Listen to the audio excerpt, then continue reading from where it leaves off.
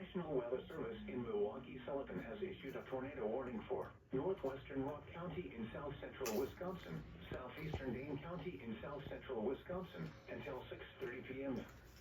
At 6 p.m., a severe thunderstorm capable of producing a tornado was located over Evansville, moving northeast at 45 miles an hour. Hazard, tornado. Source, weather spotters reported funnel cloud. Impact, flying debris will be dangerous to those caught without shelter. Mobile homes will be damaged or destroyed.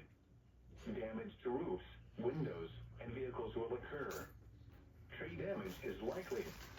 Locations impacted include Fulton, Indian Fort, Edgerton, Cooksville, Albion, Utica, Evansville, and Stoughton.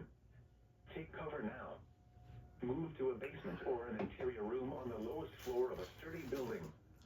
Avoid windows.